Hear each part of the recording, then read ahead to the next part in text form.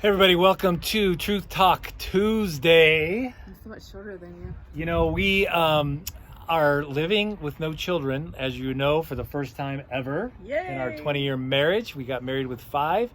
And, we're realizing that we make up stories in our head all day, even working in the same home. Yes.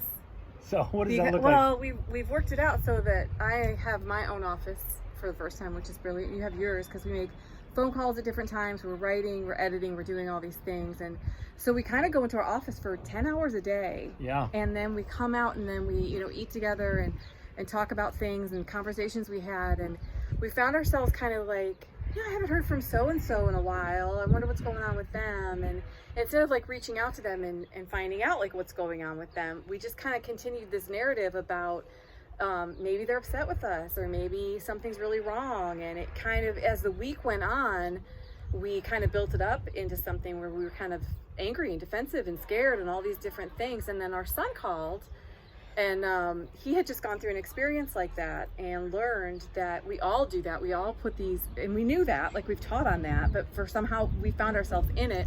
And he was just talking about his experience with it and what he learned. And we were like, wait a minute, what are we doing?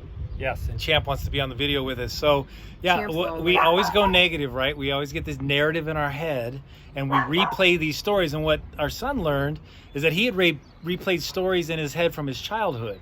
And he'd made up these horrible stories of being abandoned or being left or whatever, and he blamed his mom or me or whatever for that negative thought. And then we found ourselves like in real time when we're not hearing from people and we immediately go to the negative that they must be upset. And so here's the truth. We've got to get out of our heads. And so we just recorded 3 more podcasts on the heart.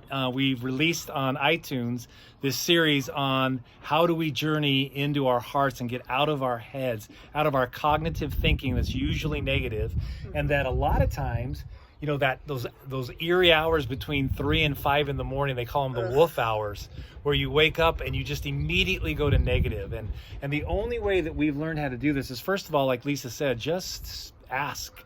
Make the phone call. Don't go negative. People are dealing with a lot of things. Everybody's going through something. Mm-hmm. Secondly, it's a contemplative mind. It's a mind that will sit and get rid of those negative thoughts, especially when you wake up at 4 a.m. and just sit and start to just meditate on the Father, meditate on your favorite verse, meditate on something really good, and you'll find those negative thoughts lifting and you can get out of your head. Yes.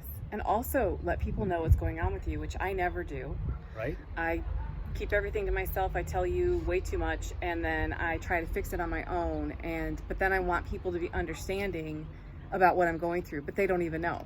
And so I this week kind of stepped out in that a little bit and let a few people know, like, I'm really, really, really struggling with this, and it's chronic insomnia, but it is destroying my life. And I thought I need to let people into this.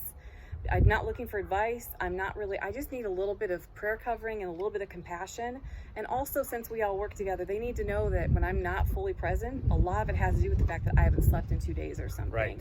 And they might just think I'm cold or I don't like them or I don't want to be around them or whatever. And the opposite's true. I'm dealing with a physical issue.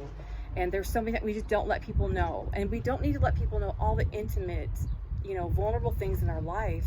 But we do need to be a little honest with people that we're in close contact with and say, I'm struggling with something. So if you see me kind of fading off or looking off into the distance, it's not because of you, it's because of something I'm dealing with. It's really good. We teach that confession and risk are the 2 things that keep your heart wide open. And so when you can confess to the Father, He'll forgive you instantly. When you confess to one another, which is what Lisa and I found ourselves doing, we just confessed our negative thoughts and we were healed. It says that you'll be healed when you do that. And then when you risk to kind of trust again and think the best of people and think the best of every circumstance, you'll find out that you're usually right. Hey, God bless you. Have a great rest of your week. Bye-bye.